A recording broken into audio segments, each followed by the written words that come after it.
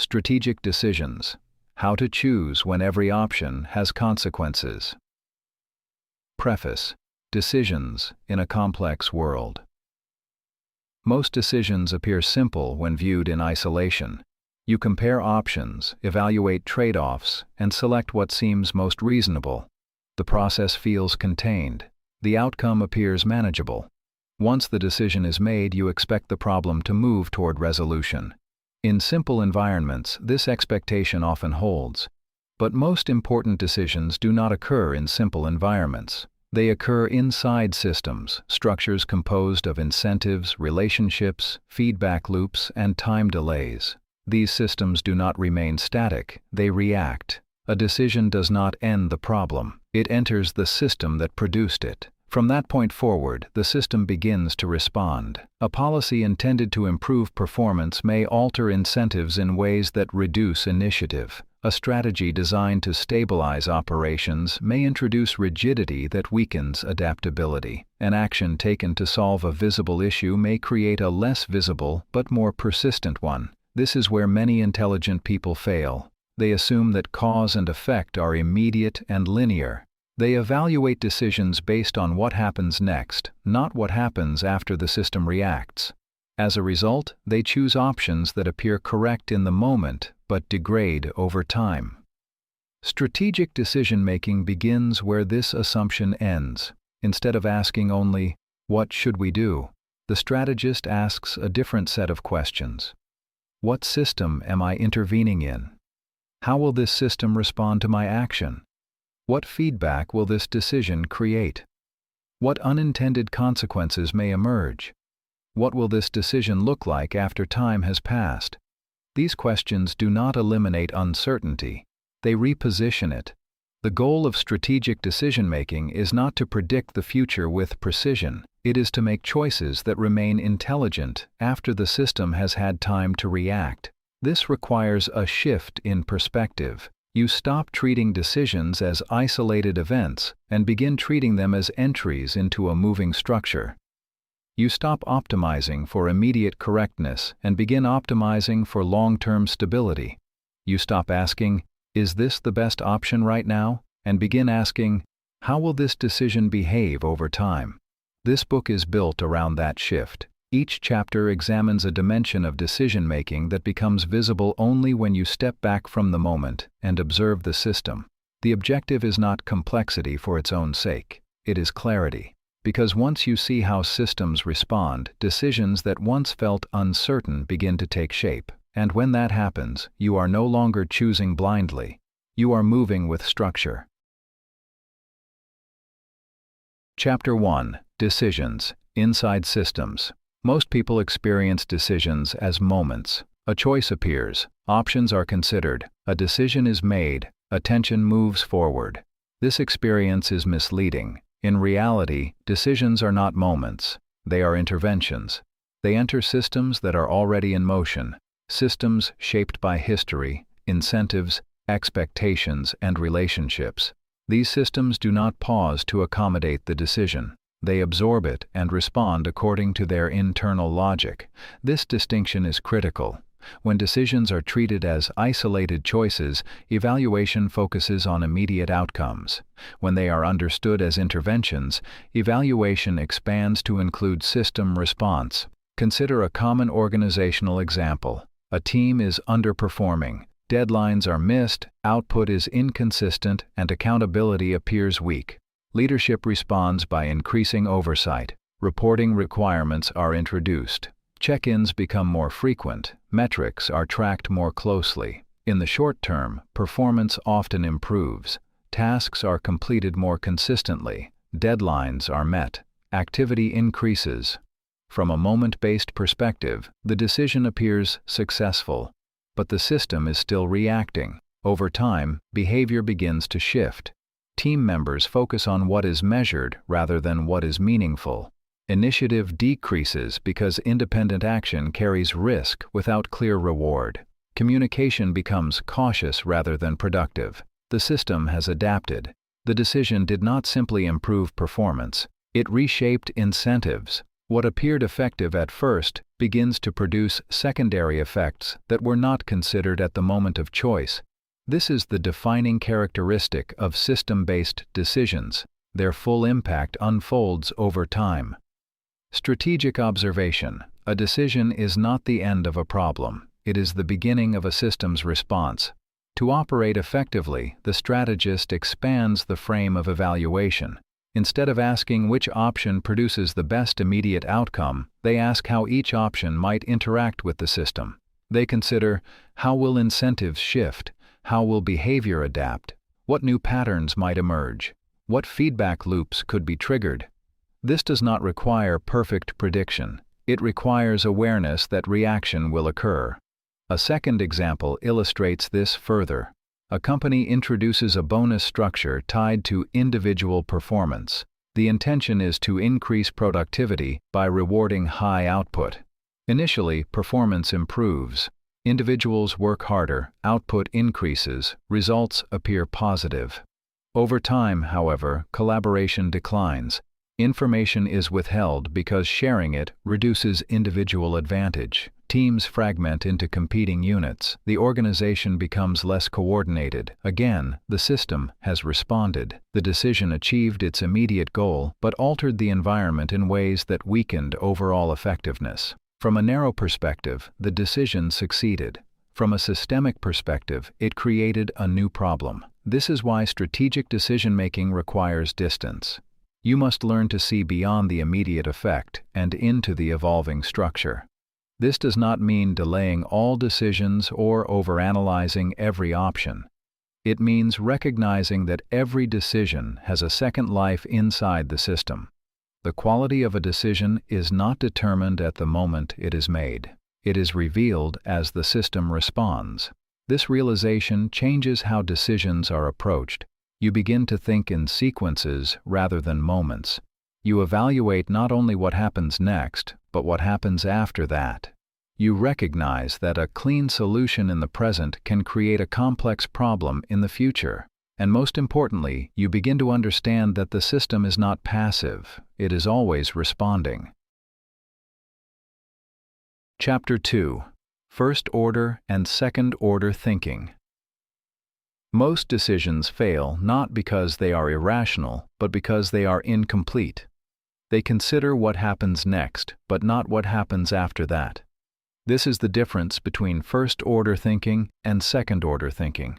First-order thinking is immediate. It asks, what will happen right after this decision? Second-order thinking extends the timeline. It asks, what will happen after the system reacts to this decision? The distinction appears simple. In practice, it is one of the most difficult shifts to make. This is because first-order thinking is visible and rewarding. Its results appear quickly. It provides a sense of control. Action leads to outcome, and outcome reinforces action. Second-order thinking operates in delay. Its consequences are not immediate. They emerge over time, often after the initial decision has been accepted as successful. By the time they appear, they are no longer clearly connected to the original choice. This disconnect makes them easy to ignore and costly to miss. Consider a manager facing declining team performance. The problem is visible, deadlines are slipping, output is inconsistent, and accountability appears weak. The first-order solution is straightforward: increase control. More oversight is introduced. Reporting becomes more frequent. Performance metrics are tracked closely. Expectations are clarified and enforced. In the short term, the results are positive. Deadlines improve. Activity increases. The team appears more disciplined. From a first-order perspective, the decision is correct, but the system is adjusting. Over time, team members begin to optimize for the metrics rather than the work itself. Tasks are completed to meet requirements, not to produce value. Initiative declines because deviation from measured activity carries risk. The manager, observing reduced initiative, may respond by increasing control further. The system tightens. What began as a performance issue becomes a structural problem. Strategic observation. First-order solutions often create second-order constraints. The failure here is not in logic, it is in scope. The decision addressed the visible symptom but did not account for how behavior would adapt to the new conditions. Second-order thinking requires you to extend the chain. Not just, what will this decision fix? But, what will this decision change? How will people respond to that change? What new behaviors will emerge? A second example illustrates this more subtly. An organization decides to reward high performers with public recognition. The intention is to reinforce excellence and motivate others. Initially, the effect is positive. Recognized individuals feel valued. Others are encouraged to improve. Performance appears to rise. Over time, however, a shift occurs.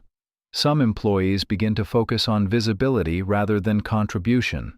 Work that is easily recognized becomes prioritized over work that is essential but less visible. Collaboration declines because individual recognition becomes the dominant incentive. The system has not failed, it has adapted. The decision produced exactly what it rewarded. Second-order thinking anticipates this. It does not reject the initial action, it evaluates its trajectory. This requires a different mental posture. You must become comfortable holding multiple stages of consequence in mind at once. Immediate outcomes, delayed reactions, and long-term structural effects must all be considered, not with certainty, but with awareness. This is cognitively demanding. It is also why many decision-makers default to first-order thinking, especially under pressure. When urgency is present, attention narrows. The visible problem dominates. The need to act overrides the need to evaluate. But this is precisely when second-order thinking becomes most valuable. Because urgency increases the cost of error. A rushed decision may solve the immediate issue, but if it creates a more complex problem later, the total cost increases. Strategists therefore develop a discipline. Before committing to a decision, they pause long enough to ask, if this works, what happens next? If this fails, what happens next? If people adapt to this, how will they adapt? They do not require precise answers. They require awareness that the system will not remain static. Another dimension of second-order thinking involves feedback loops. Some decisions create reinforcing cycles. Others create balancing ones. A reinforcing loop amplifies behavior. For example, a company aggressively rewards sales growth. Sales increase. Success attracts more investment. Growth accelerates. At first, this appears desirable. But without constraint, reinforcing loops can produce instability. Quality declines. Customer expectations rise faster than delivery capability. The system overheats. A balancing loop, by contrast, stabilizes behavior. Increased demand leads to increased cost. Higher cost reduces demand. The system finds equilibrium. Strategic decision-making involves recognizing which type of loop a decision might trigger. If a decision creates reinforcement, you must ask, what will stop this from going too far? If it creates balance, you must ask, will this slow progress too much? Second-order thinking is not about predicting every outcome. It is about recognizing that outcomes will evolve. And once you recognize that, your decisions change. You become less attracted to solutions that look perfect immediately. You become more attentive to how those solutions will behave over time. You begin to favor decisions that remain stable, even if they appear less optimal in the moment, because stability over time outperforms short-term optimization. Chapter 3. The Trap of Urgency. Urgency changes how decisions feel. It compresses time, narrows attention, and creates the impression that action must happen immediately. The problem in front of you appears dominant. The need to respond overrides the need to understand. Under urgency, the question shifts from what is the right decision to what can we do right now. This shift is often subtle. It feels practical. It feels responsible. It is also one of the most common sources of poor decisions. Not all urgency is real. Some situations do require immediate action. When consequences are irreversible and delay increases harm, speed becomes necessary. In these cases, the objective is stabilization, acting quickly to prevent further deterioration. But many environments operate under perceived urgency, not actual urgency. Deadlines are imposed to create momentum. Leaders feel pressure to demonstrate control. Individuals act quickly to escape discomfort or uncertainty. In these cases, urgency is not driven by the system. It is produced within it. The effect is the same. Decision quality declines.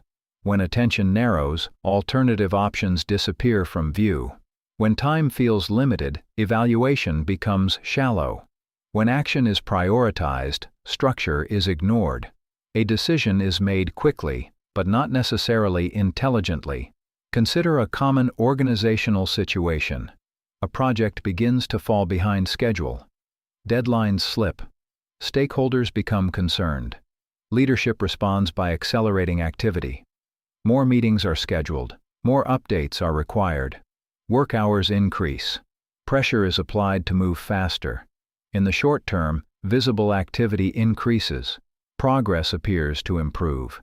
Communication becomes more frequent. The system feels more engaged.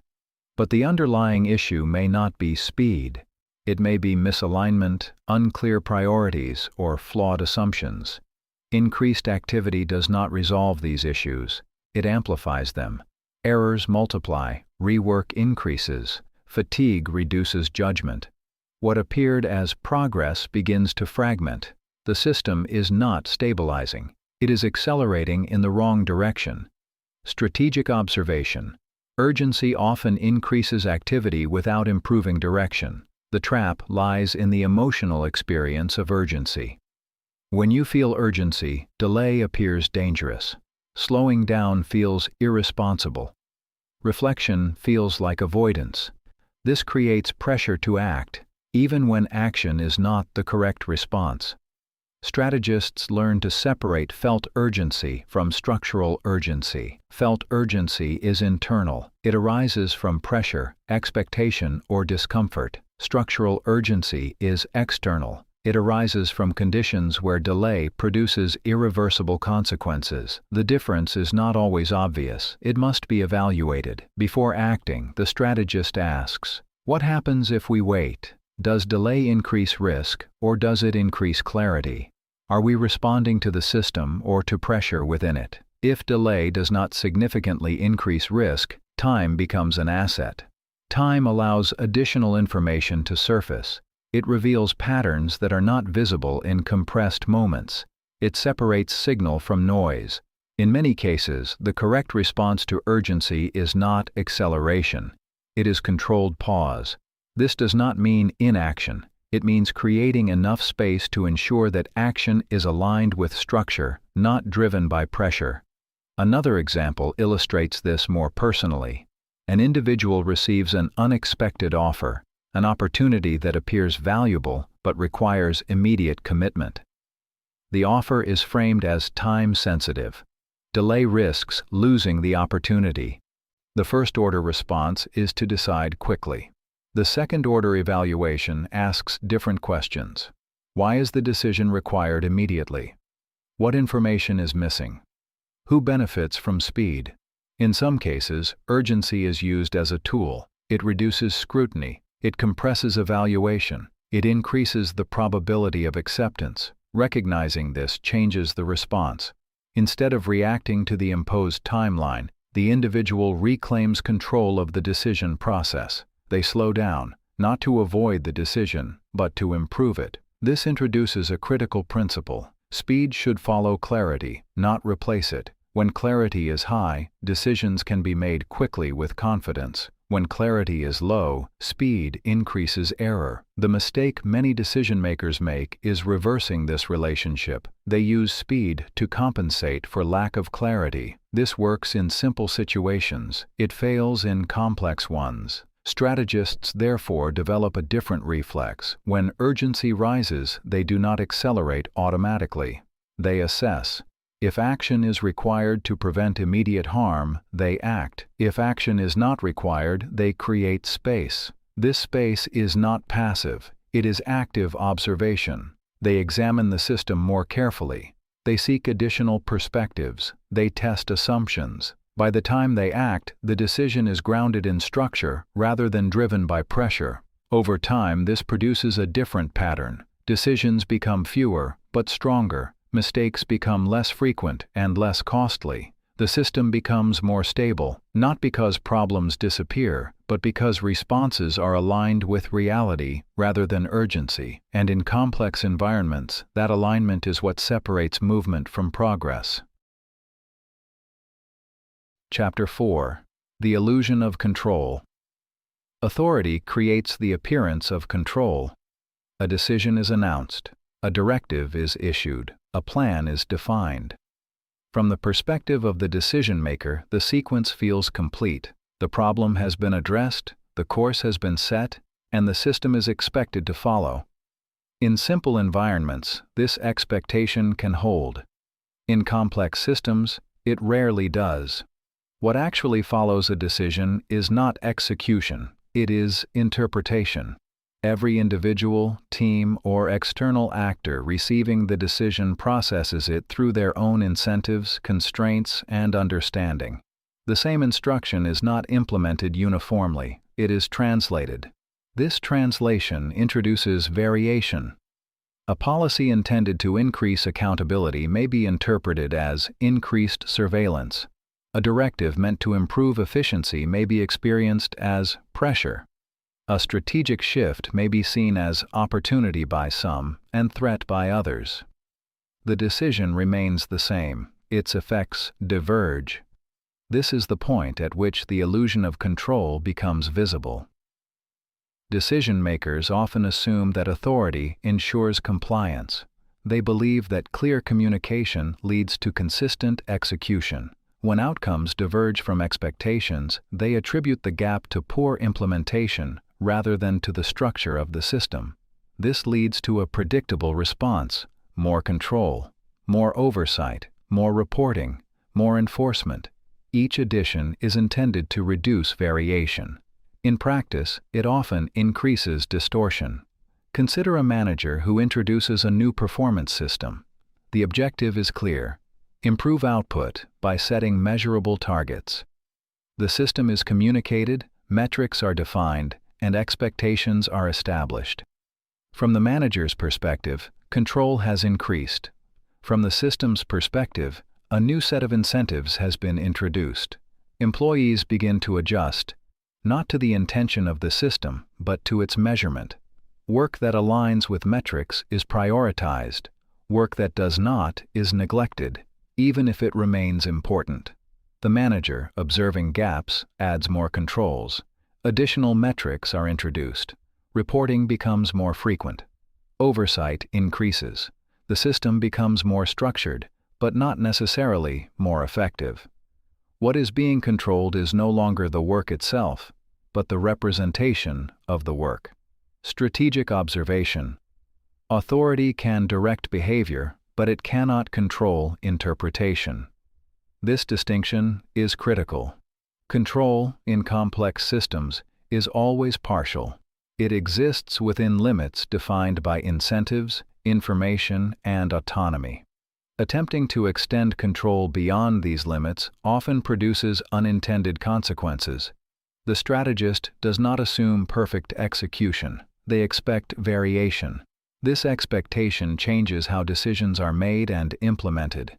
Instead of asking, "How do I ensure this is followed?" they ask, "How might this be interpreted differently? What incentives does this create? Where might behavior diverge from intention?" By anticipating variation, they reduce its impact.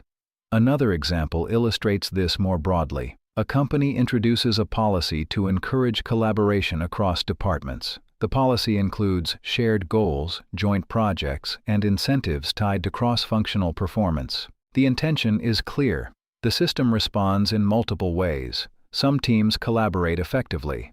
Others comply formally but continue to prioritize internal goals. Some individuals use the policy to expand influence. Others withdraw to avoid complexity. The result is mixed. From a control-based perspective, This appears as inconsistent execution. From a systems perspective, it is expected.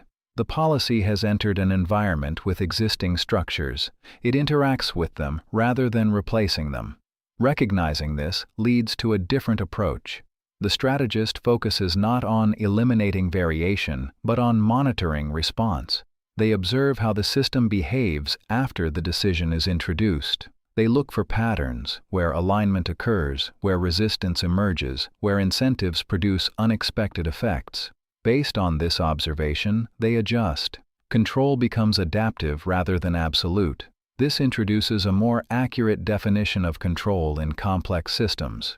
Control is not the ability to determine outcomes. It is the ability to respond effectively to how the system behaves. This definition reduces overconfidence. It also reduces frustration. When decision-makers expect perfect alignment, deviation feels like failure. When they expect variation, deviation becomes information. This shift changes the emotional tone of decision-making. Instead of reacting to unexpected outcomes, the strategist studies them. They treat implementation as a feedback process, not a final step. This leads to more resilient decisions. Plans are built with flexibility. Assumptions are tested rather than assumed. Adjustments are expected rather than resisted. Over time, this creates a different relationship with control. You stop trying to eliminate uncertainty. You start working with it. You stop forcing the system into alignment. You start shaping conditions that guide behavior, and in doing so, you move from the illusion of control to something more stable, influence grounded in understanding. Chapter 5. Reversible and irreversible decisions. Not all decisions carry the same weight. Some can be undone with minimal cost. Others commit you to a path that is difficult or impossible to reverse. The failure to distinguish between these two types is one of the most common sources of strategic error. Most organizations and many individuals apply a uniform decision process. They either move too slowly on decisions that could be adjusted later, or too quickly on decisions that permanently shape the system. Both are costly. Strategic decision-making begins with classification. Before evaluating options, the strategist asks, can this decision be reversed? If the answer is yes, the decision belongs to the first category, reversible decisions. If the answer is no, or only at significant cost, it belongs to the second, irreversible decisions. This distinction determines how the decision should be made. Reversible decisions. Speed as an advantage. Reversible decisions are opportunities for learning. They allow experimentation. They create feedback. They can be adjusted, refined, or abandoned without destabilizing the system. Because of this, they should be made quickly. Delaying reversible decisions often produces no additional clarity. It creates hesitation without reducing risk. Time is spent analyzing outcomes that can be observed directly through action. Consider a team deciding between two workflow tools. Both options are viable. Neither requires significant investment. Switching later is possible with moderate effort. In this case, extended deliberation offers limited value. The strategist chooses one option, implements it, and observes. If the tool performs well, it is retained. If it does not, it is replaced. The decision is not treated as a commitment. It is treated as a test. Strategic observation. Speed is safe when the cost of reversal is low. The key is not recklessness, but controlled experimentation. You move quickly because the system can absorb correction. Irreversible decisions. Caution as protection. Irreversible decisions operate differently. They involve commitments that reshape the system in ways that are difficult to undo. Financial investments, structural changes, public positioning, or reputational moves. Once made, these decisions constrain future options. Reversal, if possible at all, carries cost. Because of this, they require a different approach. Slowing down is not hesitation, it is protection. Consider a company deciding to restructure its organization. Roles are redefined, Teams are reassigned, reporting lines are altered, the decision may be logical, it may address real inefficiencies, but once implemented, it changes the system deeply. Relationships shift, informal networks are disrupted, trust may be affected, productivity may decline before stabilizing, if it stabilizes at all. Reversing such a decision is difficult. It signals instability, it damages confidence, it introduces additional disruption. In this context, speed is dangerous. The strategist expands evaluation. They examine assumptions more carefully. They test elements of the decision where possible. They consider second-order effects, not only what the new structure achieves, but how people will respond to it. They also ask a critical question: what happens if this decision is wrong? If the answer involves significant disruption, the threshold for action increases. The common error: misclassification. Most failures occur not because the decision itself is flawed, but because it is misclassified. Reversible decisions are treated as irreversible. This creates unnecessary delay. Opportunities are missed. Learning is postponed. Irreversible decisions are treated as reversible. This creates overconfidence. Commitments are made quickly. Consequences are discovered too late. Consider a leader who delays hiring a candidate for months, analyzing minor uncertainties, treating a reversible decision as if it were permanent. At the same time, the same leader may commit to a long-term strategic direction based on incomplete information, treating an irreversible decision as if it could easily be adjusted. The inconsistency is not in intelligence, it is in classification. Strategic discipline, matching process to risk. Effective decision-makers align process with consequence. They move quickly when correction is possible. They move carefully when correction is costly. This alignment creates a more efficient system. Small decisions generate learning. Large decisions are informed by that learning. Over time, this produces compounding advantage. The system becomes more adaptive because reversible decisions create feedback. It becomes more stable because irreversible decisions are approached with caution. A practical framework. Before making any significant decision, apply 3 questions. 1. Reversibility. Can this be undone without major disruption? 2. Cost of error. What happens if this decision is wrong? 3. Speed requirement. Does delay increase risk or reduce it? These questions do not provide answers, they clarify structure, and once structure is clear, the decision process aligns naturally. Final principle. Strategic decision-making is not about always choosing correctly, it is about containing the cost of being wrong. Reversible decisions allow you to be wrong safely. Irreversible decisions require you to be less wrong from the start. Understanding the difference is not a technical detail, it is a foundational skill. Chapter 6. The Role of Perspective. Every decision is made from a position.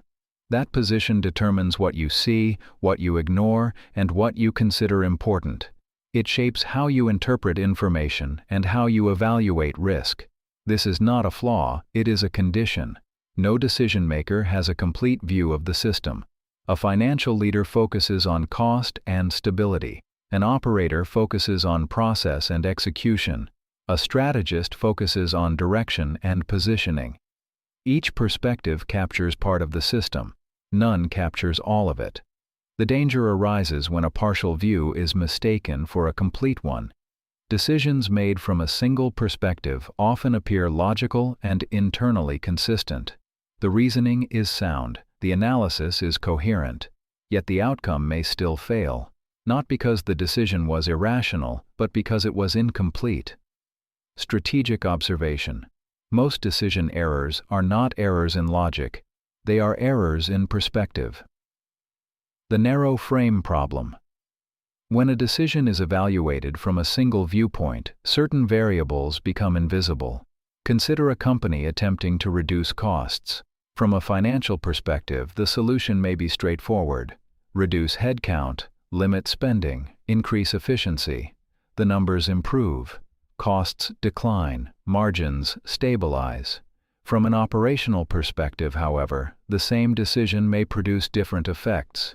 Remaining employees absorb additional workload, morale declines, turnover increases, institutional knowledge is lost. From a strategic perspective, long-term capability may weaken. The organization becomes less adaptable, less innovative, and less resilient. The initial decision was correct within one frame. It was incomplete across the system. Expanding perspective. Strategists deliberately widen their frame before committing to significant decisions. They do not assume that their initial view is sufficient. They seek additional perspectives, not as validation, but as exposure. This involves asking, how does this decision look from another function? What concerns would a different stakeholder raise? What assumptions am I making that others would challenge? This process often introduces friction. Different perspectives rarely align perfectly. They highlight trade-offs. They reveal conflicts. They complicate what initially appeared simple. This discomfort is valuable. It indicates that the system is being seen more fully. Example: technology versus operations. A company decides to implement a new software system to improve efficiency. From a strategic perspective, the decision is sound. The system promises better data, improved coordination, and long-term scalability. From a technical perspective, the system is robust and well-designed. However, from an operational perspective, the transition introduces disruption. Employees must learn new processes. Existing workflows are interrupted. Productivity declines during implementation. If these perspectives are not integrated, the decision may fail, not because the system is flawed, but because the transition was underestimated. A broader perspective would have anticipated this. It would have included training, phased implementation, and temporary support structures. The decision itself remains valid. Its execution improves because the system is better understood. The illusion of agreement. Another challenge arises when perspectives appear aligned, but are not. In many organizations, agreement is reached quickly. Meetings conclude with consensus. Decisions are approved without visible resistance. This can create a false sense of clarity. In reality, individuals may interpret the decision differently. Each may assume that their perspective has been incorporated, even when it has not. The result is divergence during implementation.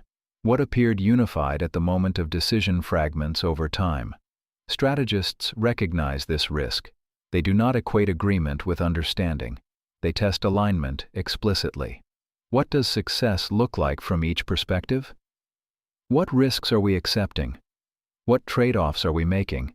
Clarity at this stage reduces confusion later. Balancing perspectives without paralysis. Expanding perspective introduces complexity. If unmanaged, it can lead to indecision. Too many viewpoints, too many variables, and no clear path forward. Strategic thinking requires balance. The goal is not to include every possible perspective. It is to include enough to reveal the structure of the system. Once that structure is visible, a decision can be made. Not perfectly, but with awareness. This introduces an important discipline. You expand perspective before the decision. You commit after the decision. Before the decision, you seek input, challenge assumptions, and explore alternatives. After the decision, you act with clarity and consistency.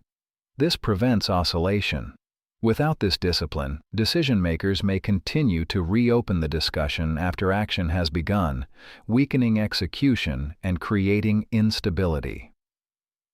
Final principle. Perspective does not eliminate uncertainty. It reduces blind spots. The strategist does not seek a perfect view of the system. They seek a sufficiently broad one. Because once the major dimensions are visible, decisions become more robust, not because they are flawless, but because they are informed. And in complex systems, informed decisions outperform confident ones. Chapter 7. Timing and momentum. A decision can be correct and still fail. Not because the logic is flawed, not because the analysis is incomplete, but because the timing is wrong. In complex systems, timing is not a detail, it is a force. Systems move through phases. At certain moments, they resist change. At others, they absorb it easily. The same action can produce entirely different outcomes depending on when it is introduced. This is the effect of momentum. Momentum reflects the current direction and energy of a system. It is shaped by recent events, prevailing incentives, internal stability, and external pressure. When momentum is stable, systems favor continuity. When momentum is disrupted, systems become flexible. Understanding this distinction is critical. Stable systems resist change. In stable conditions, processes are functioning, expectations are clear, and outcomes are predictable. At these moments, even well-reasoned decisions may encounter resistance. People are not necessarily opposed to the decision itself. They are aligned with the current structure. Change introduces uncertainty without immediate necessity. Consider an organization performing adequately. There are no major failures. Output is consistent. Teams understand their roles. A leader introduces a significant change, new processes, new priorities, or a new structure. The logic may be sound. The long-term benefits may be clear. Yet the response is muted or resistant. Why? Because the system is not ready. There is no pressure to change. The current structure satisfies immediate needs. The cost of disruption appears higher than the benefit of improvement. In this phase, timing works against the decision. Disrupted systems absorb change. Contrast this with a system under pressure. Performance declines. External conditions shift. Internal tensions become visible. In these moments, the same decision that previously encountered resistance may now be accepted quickly. Assumptions loosen. People become more receptive to alternatives. The cost of maintaining the current structure becomes visible. The system becomes permeable. A decision introduced at this point does not need to overcome resistance. It aligns with the system's need to adapt. Strategic observation. Change is accepted not when it is correct, but when it is timely. Example: organizational restructuring. A company proposes a structural reorganization. In a stable period, the proposal is debated, delayed, or diluted. Stakeholders question the need. Risks are emphasized. Momentum is insufficient. Months later, performance declines. Key metrics weaken. External pressure increases. The same proposal is reintroduced. This time, it is accepted. The logic has not changed. The system has. This is not inconsistency, it is timing. Momentum as a signal. Strategists do not treat timing as intuition alone, they observe signals. Is the system stable or under pressure? Are existing processes being questioned? Is dissatisfaction visible or suppressed? Are people defending the current structure or seeking alternatives? These signals indicate readiness. When readiness is low, forcing change increases resistance. When readiness is high, small actions can produce large effects. But the cost of acting too early. Introducing change too early often creates fatigue. Repeated attempts to push a decision that the system is not ready to absorb can reduce credibility. Stakeholders become resistant, not only to the current proposal but to future ones. The system hardens. In these cases, the strategist does not abandon the decision. They adjust the timing. They prepare the environment. They introduce smaller changes. They build awareness. They allow conditions to evolve. When the system shifts, the larger decision becomes viable. The cost of acting. Too late timing errors occur in both directions. Acting too late can be equally damaging. When a system is already in decline, delayed action reduces available options. What could have been addressed through controlled adjustment now requires more drastic intervention. Momentum works against recovery. The strategist therefore balances patience with awareness. They do not rush prematurely. They do not wait passively. They observe continuously. Creating momentum. In some cases, timing is not only observed, it is influenced. Strategists can shape conditions that increase readiness. They do this by highlighting emerging problems, making hidden risks visible, introducing small changes that shift perception, building alignment gradually. These actions do not force the system, they prepare it. When the larger decision is introduced, it aligns with a system that has already begun to move. Final principle. Timing does not change the nature of a decision. It changes its effect. A correct decision at the wrong time creates resistance. A correct decision at the right time creates momentum. Strategic thinking therefore includes not only what to do, but when to do it, because in complex systems, timing is not an accessory to strategy, it is part of it. Chapter 8. Decision Signals. Decisions do more than produce outcomes. They send signals. Every action taken within a system communicates something about priorities, values, and expectations. These signals are often more influential than the stated intention of the decision itself. People do not respond only to what is said. They respond to what is demonstrated. Over time, behavior aligns not with formal rules, but with interpreted signals. The hidden layer of decisions. When a decision is made, it operates on two levels. The first level is functional. A policy is introduced, a process is changed, a problem is addressed. The second level is symbolic. The decision communicates what matters, what is rewarded, and what is tolerated. This second level is often overlooked, yet it is the one that shapes long-term behavior. Strategic observation. Every decision teaches the system what it should value. Example: promotion decisions. Consider an organization deciding whom to promote.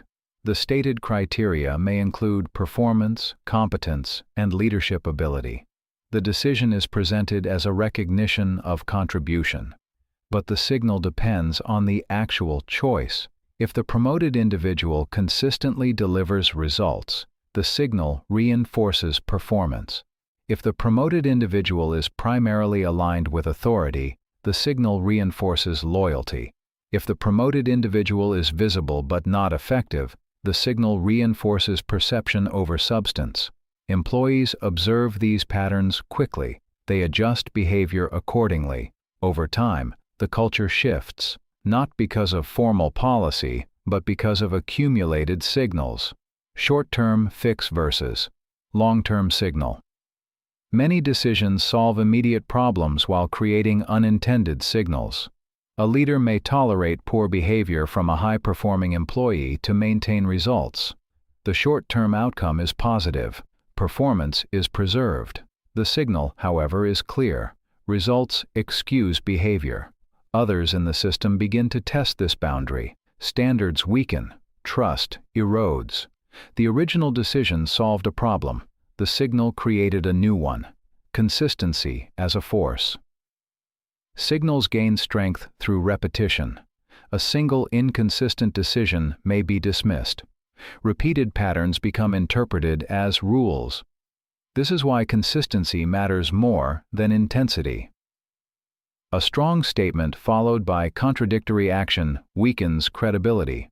A simple decision repeated consistently establishes expectation. Over time, consistency creates structure. The speed of signal interpretation. One of the most important characteristics of decision signals is how quickly they are understood. People do not wait for formal explanations. They observe behavior. They notice who is rewarded, who is ignored, and who is corrected. They track how decisions are applied across situations. This interpretation happens rapidly. Within a short period, individuals begin to adjust. What behaviors are safe? What behaviors are rewarded? What behaviors are risky? The system begins to reconfigure itself based on these observations. Example: enforcement and exceptions. A company enforces strict deadlines for project delivery. The rule is clear: deadlines must be met. However, certain individuals are allowed exceptions. Deadlines are extended without consequence.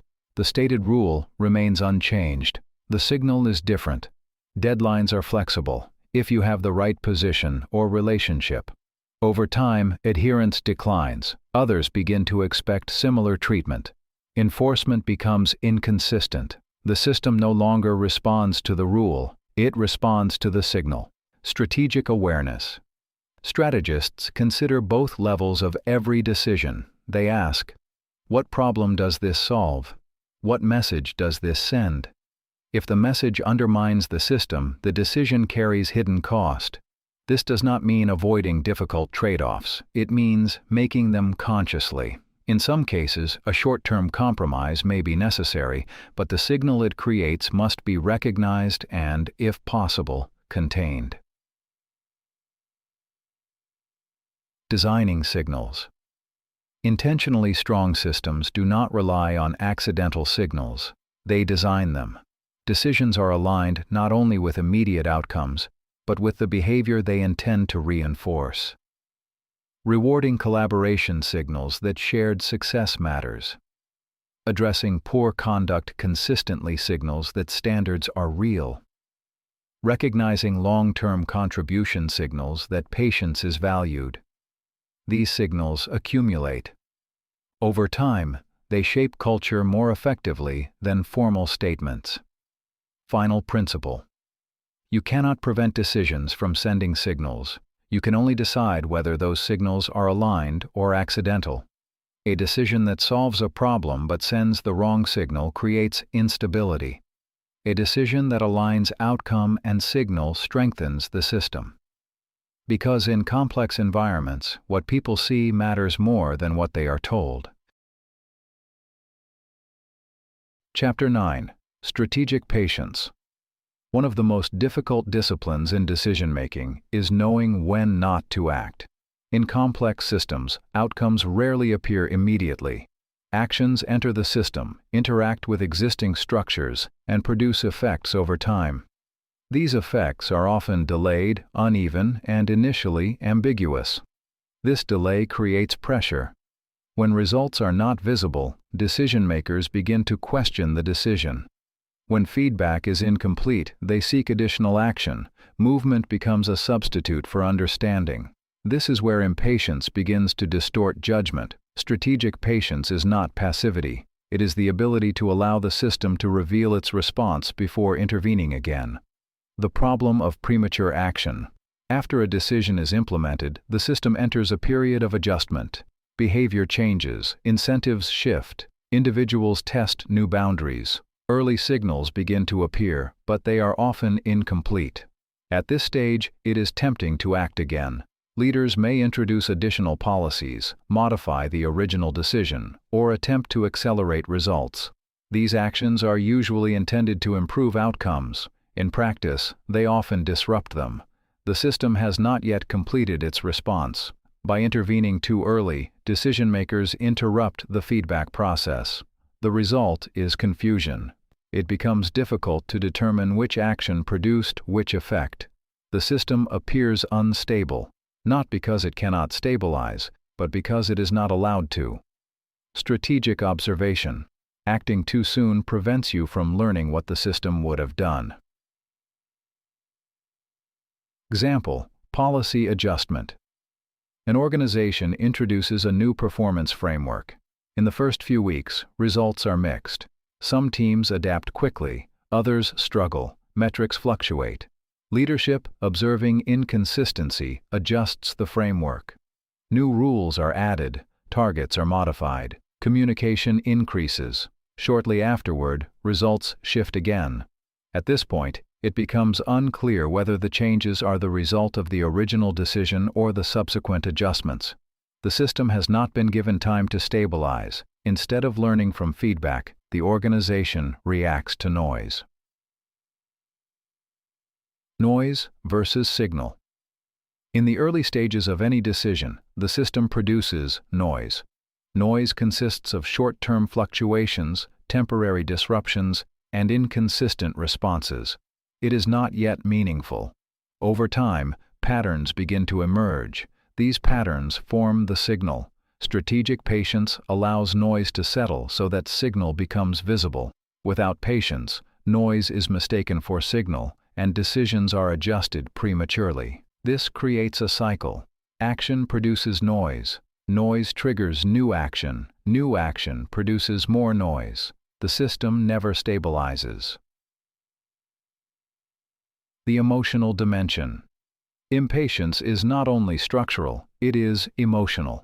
Decision-makers experience discomfort when outcomes are unclear. Ambiguity creates tension. The absence of immediate results feels like failure. This tension drives action.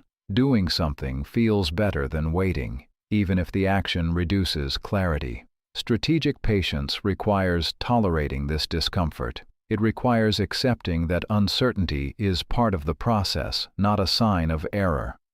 Example: investment decisions. An investor makes a long-term investment based on strong fundamentals. In the short term, the market fluctuates, prices move unpredictably, the investment appears unstable. Without patience, the investor may react to these fluctuations, buying or selling based on short-term movement. With patience, the investor allows the underlying factors to play out. Over time, the signal emerges. The difference is not in intelligence, it is in discipline. Active patience. Strategic patience is not passive waiting, it is active observation. During the waiting period, the strategist monitors how behavior is changing, which patterns are stabilizing, which signals are persistent, where unintended consequences are emerging. This observation informs future action. When intervention becomes necessary, it is based on structure, not reaction. When to act again. Patience does not mean indefinite delay.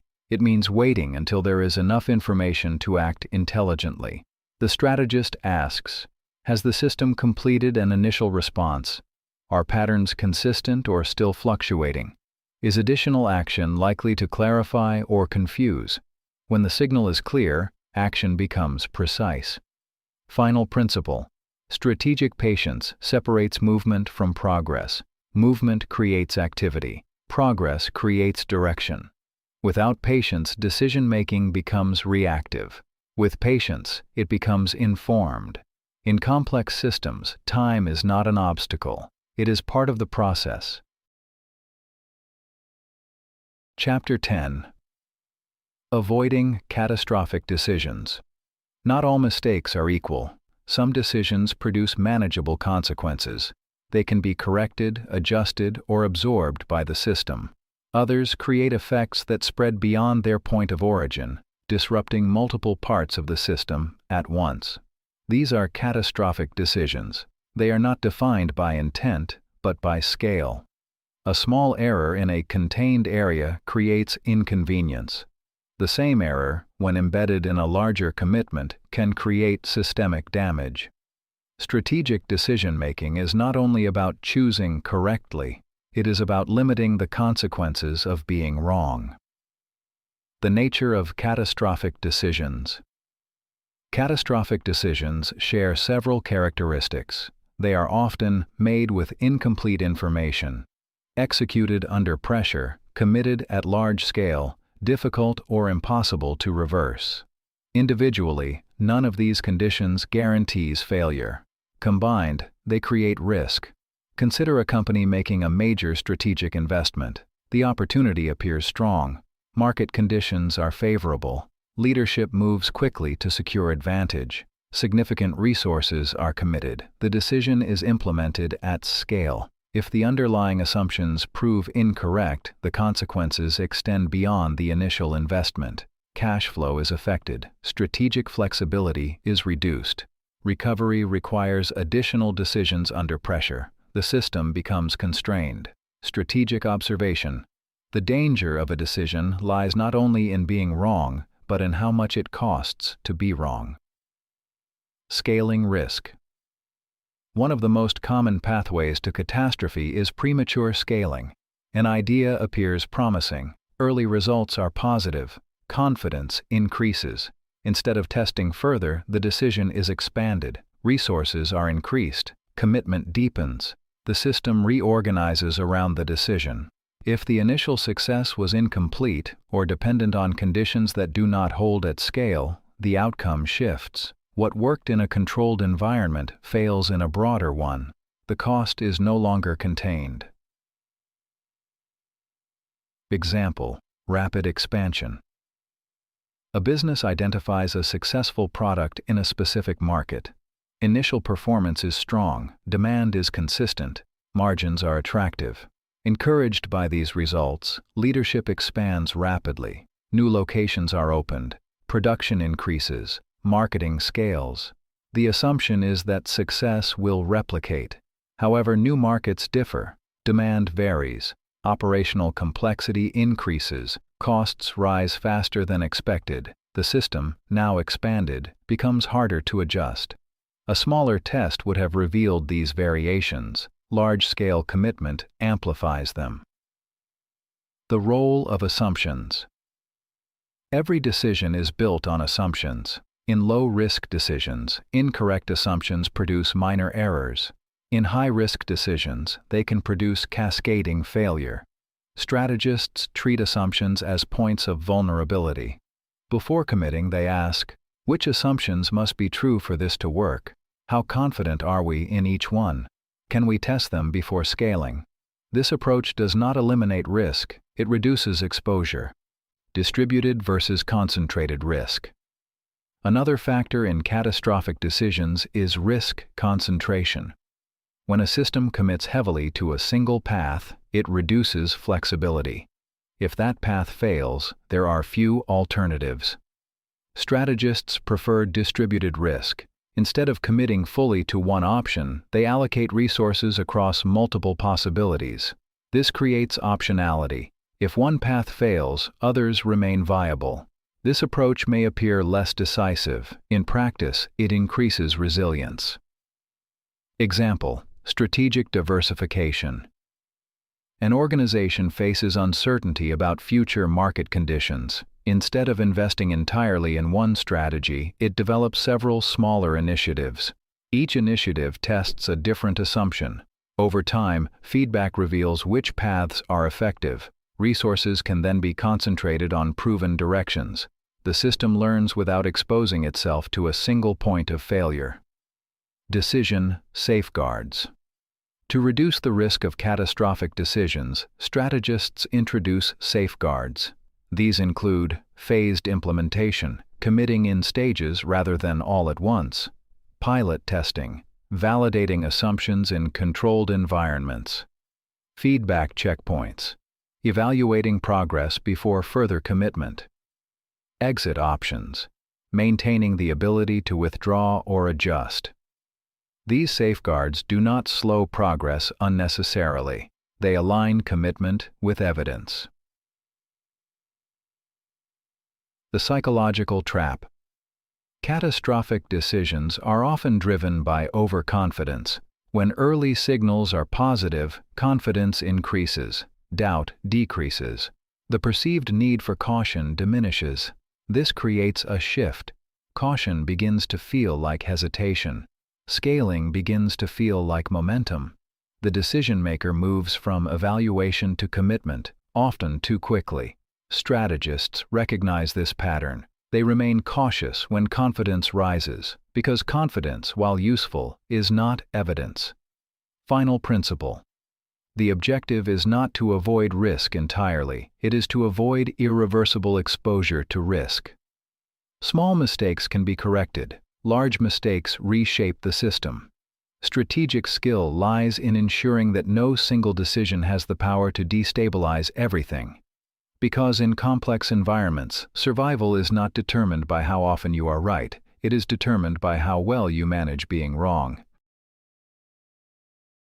Chapter 11. Learning from decisions. Every decision produces information. Whether the outcome appears successful or not, the system responds. That response reveals something about how the system actually works, its incentives, its constraints, and its hidden structure. The value of a decision, therefore, is not limited to its immediate result. It includes what can be learned from it. Most individuals and organizations underuse this information. When outcomes are positive, they assume the decision was correct. When outcomes are negative, they seek to assign responsibility quickly and move on. In both cases, the opportunity to learn is reduced. Strategic observation. A decision that produces results without learning produces repetition, not improvement. The illusion of success. Success can obscure understanding. When a decision leads to a positive outcome, it is tempting to assume that the reasoning behind it was sound. The decision is validated by the result. This assumption is not always accurate. Outcomes are influenced by multiple factors: timing, external conditions, and system dynamics that may not be fully visible at the moment of decision. A favorable outcome may result from conditions that are temporary or unrelated to the core logic of the decision. If these factors are not examined, the same decision may fail under different circumstances. Example: market timing. An investor makes a decision based on incomplete analysis. The investment performs well. The conclusion is simple: the decision was correct. In reality, the outcome may have been influenced by favorable market conditions rather than the quality of the analysis. If the investor repeats the same approach in a different environment, the result may differ.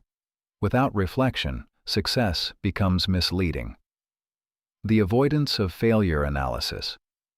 Failure presents a different challenge. When outcomes are negative, the focus often shifts to explanation rather than understanding. Individuals seek to identify a clear cause, assign responsibility, and move forward. This process can become superficial. Blame replaces analysis. The decision itself is not examined in depth.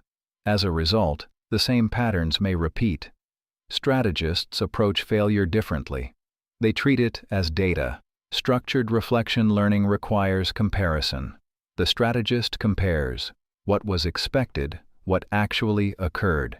This comparison reveals gaps. Where assumptions were accurate, confidence increases. Where they were incomplete, understanding improves. The goal is not to eliminate error, it is to reduce unexamined error. Example: policy implementation. An organization introduces a policy to improve efficiency. The expected outcome is increased productivity. The actual outcome is mixed. Some areas improve, others decline. A superficial analysis might focus on the areas that improved and declare partial success. A deeper analysis examines the differences. Why did some areas respond positively? Why did others not? What conditions influenced these outcomes? This level of reflection produces insight. Separating outcome from process. One of the most important aspects of learning is separating the quality of the decision from the quality of the outcome. A good decision can produce a poor outcome. A poor decision can produce a good outcome. Without this distinction, learning becomes unreliable. The strategist evaluates both. They examine whether the decision process was sound, whether assumptions were identified, perspectives considered, and risks understood. They also examine how the system responded. This dual evaluation creates a more accurate understanding. Feedback as a system property. Feedback is not optional. It is a natural consequence of interaction with the system. The question is not whether feedback exists, but whether it is recognized and used. Strategists build mechanisms to capture feedback. They monitor key indicators. They observe behavior changes. They remain attentive to unintended consequences. This continuous observation turns experience into information. The compounding effect of learning. Over time, learning compounds. Each decision adds to a growing understanding of how the system behaves. Patterns become clearer. Assumptions become more precise. Errors become less frequent. The advantage is not in avoiding mistakes entirely. It is in reducing their frequency and impact. Organizations and individuals who learn effectively improve steadily. Those who do not repeat patterns under different conditions Final principle decisions are not isolated events, they are part of a continuous process of interaction with the system. Each decision produces outcomes, each outcome produces feedback, each piece of feedback can produce learning. When this cycle is maintained, decision-making improves. When it is ignored, the same decisions reappear in new forms. Strategic capability is not built through isolated success. It is built through consistent learning. Chapter 12. Decision. Discipline. Strategic decision-making is not a single skill, it is a discipline. It emerges from repeated application of a structured approach, an approach that remains consistent even as situations change. Without discipline, decision-making becomes reactive. Each situation is treated as unique. Each decision is made under pressure. Patterns are recognized too late, if at all. With discipline, decision-making becomes stable. The same principles are applied across contexts. The same questions are asked before action. The same awareness is maintained after implementation. This consistency produces clarity. The core questions. Disciplined decision-makers rely on a set of fundamental questions. These questions do not eliminate uncertainty, they reveal it. Before making a significant decision, the strategist asks, "What system am I intervening in? What incentives are shaping behavior within this system? What second-order effects might emerge? What assumptions am I relying on? How will I recognize whether this decision is working?" These questions create structure.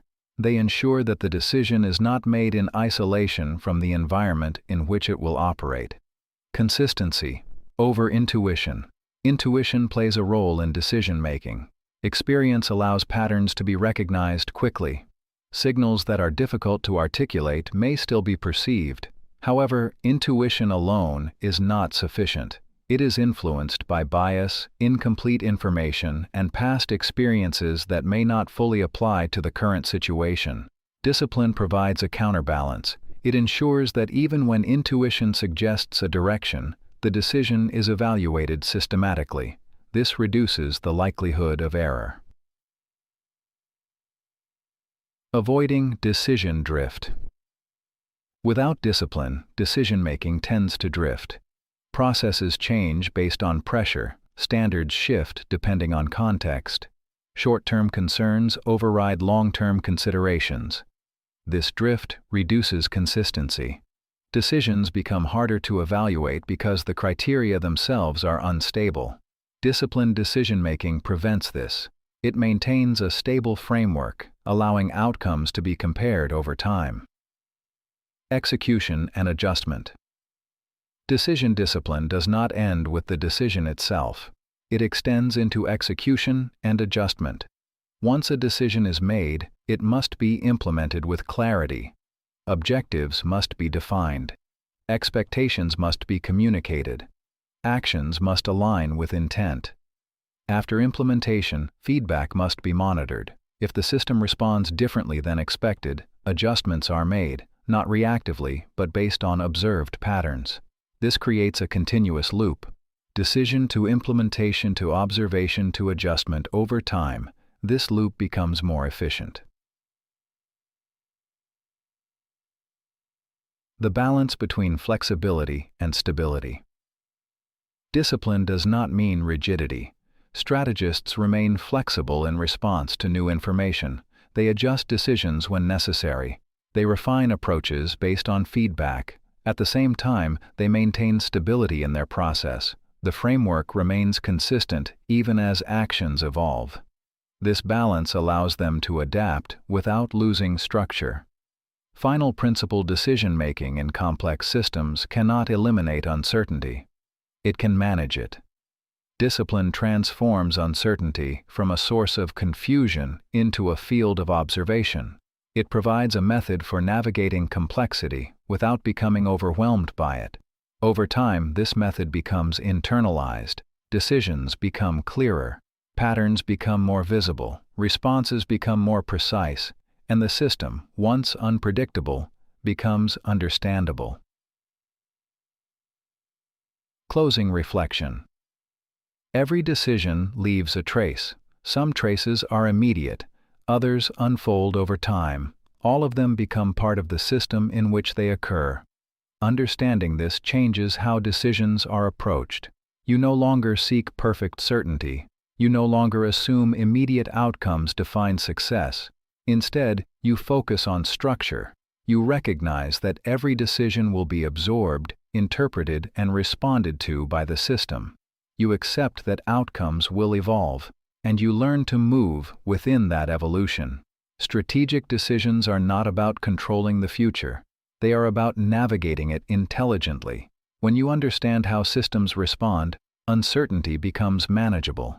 And when uncertainty becomes manageable, decisions become clearer, not because they are easier, but because you are no longer making them blindly.